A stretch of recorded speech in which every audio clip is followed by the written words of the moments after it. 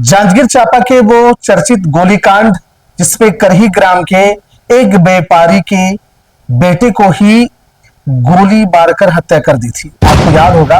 और उसमें 1 महीने के बाद खुलासा हुआ कि वो मारने वाला जो आरोपी थे वो तीनों के तीनों उसी गांव करही का ही था।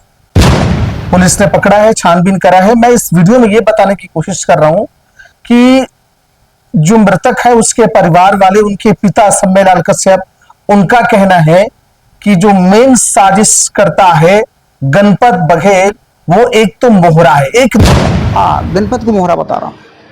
गणपत इसका मोहरा है और दूसरे लोग हैं, और इसमें दूसरे लोग हैं, बड़े लोग। हाँ बड़े लोग हैं जिन लोगों ने ये सब काम कराए हैं।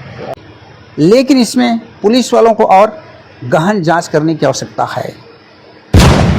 नया अपडेट, बड़ा दांव फंस गया है क्योंकि अभी तक 3 आरोपी को आप जानते हैं और तीनों आरोपी को वो हिरासत में ले लिया गया है।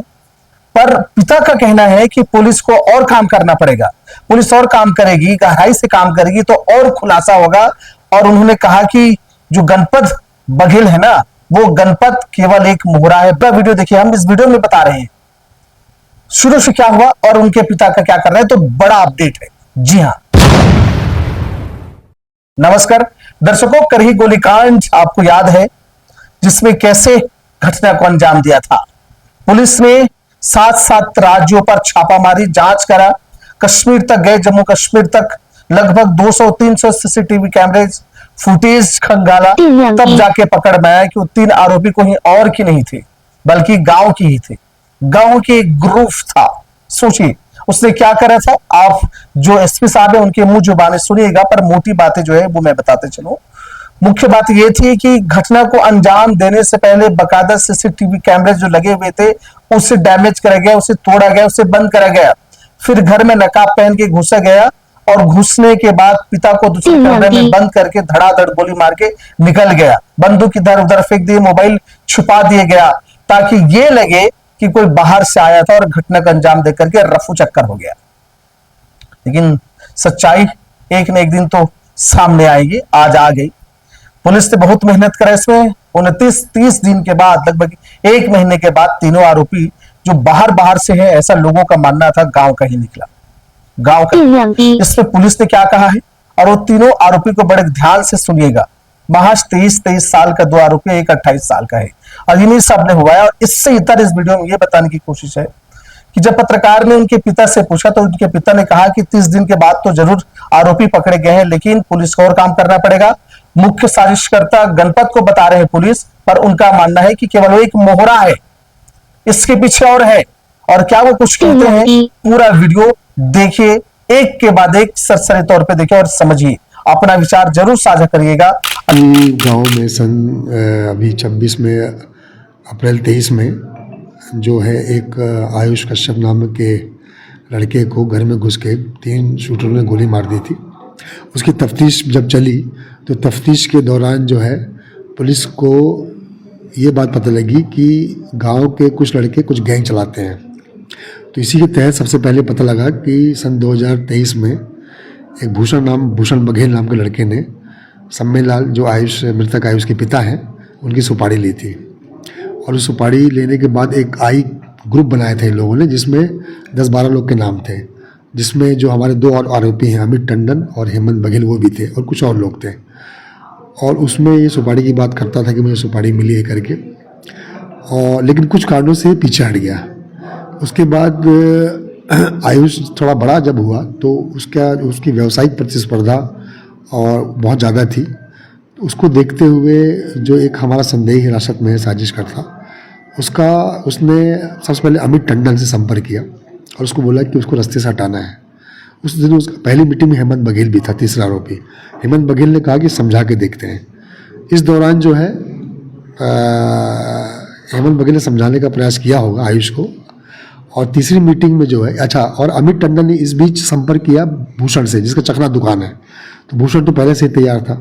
भूषण से दुश्मनी का कारण ये था कि भूषण के भाई जो गणपति है, उससे मृतक के पिता सम्मेलाल जी का 4-5 लाख का उधारी था, जिसको लेके वो परेशान रहते थे, तकादा करता है करके। और अमित टंडन जो है एक किराना दुकान चलाता है, जो कि एक उसको पैसों की बहुत ज़रूरत थी, 7-8 लाख रुपए कर्जे से दबा हुआ है, तो वो सुपारी के झांसे में आ गया। और जो हेमंत बघेल था उसकी भी सरिया की दुकान है, सरिया सीमेंट की, तो वो भी व्यावसायिक प्रतिस्पर्धा में पीछे हो रहा था। तो इन तीनों का अपना अलग मोटिव था। और इस बीच जो साजिश करता है उसने जब सुपारी दी इन लोग को, तो ये लोग रेडी हो गए। घटना दिनांक को 10 बजे रात को दशहरा मैदान में तीनों इकट्ठे हुए। और इस बीच जो है इनका जो एक कंसर्न था कि सीसीटीवी लगा हुआ है, साजिशकर्ता द्वारा बताया गया कि सीसीटीवी तोड़ने की व्यवस्था मैंने की है। तो 3 अन्य लोग बाहर से आते हैं, वो लोग सीसीटीवी तोड़ते हैं। सीसीटीवी तोड़ने के बाद एक भूषण बघेल से एक शर्ट का एक्सचेंज होता है। उसके बाद ये तीनों पीछे पीछे जाके आयुष के रूम में जाके इसको गोली मारते हैं, उसके भाई को मारते हैं। और बाद में सम्मेललाल को वार्निंग देके ये लोग सामने गेट से निकल जाते हैं, वेपन वगैरह को नदी के आसपास फेंक देते हैं, मोबाइल को छुपा लेते हैं। और ये पूरा घटनाक्रम ये बताने का प्रयास से कि हमलावर बाहर से आए थे और बाहर चले गए, ताकि हम पे कोई शक-शुबा ना कर सके, इस कारण किया गया था।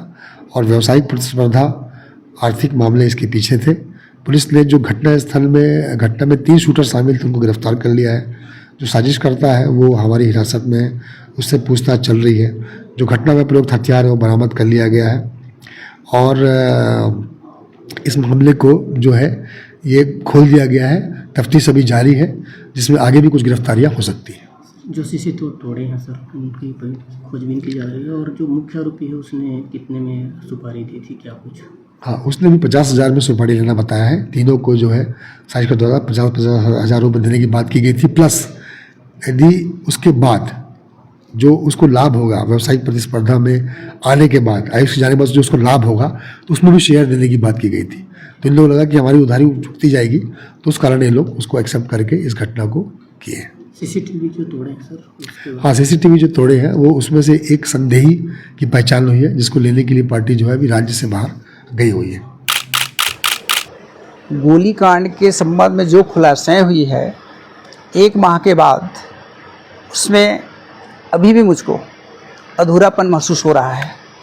क्योंकि गणपत बघेल सभी जानते हैं कि इन लोगों के संरक्षण पे वो रेत का कारोबार दिन और रात करते थे। उसके गाड़ी को कोई नहीं पकड़ता था। उसमें ऊपर के जो कुछ लोग हैं, जिन लोगों ने वर्तमान में रेत घाट का ठेका पाए हैं, उन लोगों का पूर्ण रूप से मेरे को साजिश लगता है।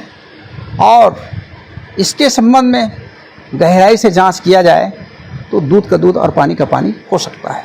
एसपी साहब की बात हुई, उन्होंने क्या कहा है? गणपत को क्या गिरफ्तार? एसपी साहब से चर्चाएं हुई है। उसने कहा है कि अभी बता रहे इसका जांच जारी है और आगे जांच करके जितने भी गुनाहगार हैं उनके खिलाफ में कार्रवाई की जाएगी। मुख्य साजिश करता वो गणपत बघेल को बताया गया है। हाँ, मुख्य जो साजिश करता है वे गणपत का ही खास आदमी है और गणपत के ही माध्यम से ये सारा माने प्लानिंग बनाया गया है उन लोगों के इशारे पे, जो मुख्य इनका साजिश करता है। तो गणपत को मोहरा बता रहे हैं? हाँ, गणपत को मोहरा बता रहा हूँ। गणपत इसका मोहरा है। और दूसरे लोग हैं? और इसमें दूसरे लोग हैं, बड़े लोग? हाँ, बड़े लोग हैं, जिन लोगों ने ये सब काम कराए हैं। तो आपको क्या लगता है पुलिस की जांच से आपको और कोई बड़ी जांच हो सकता है, आपको लग रहा है? अब कानून के ऊपर मेरे को तो विश्वास है, लेकिन इसमें पुलिस वालों को और गहन जांच करने की आवश्यकता है।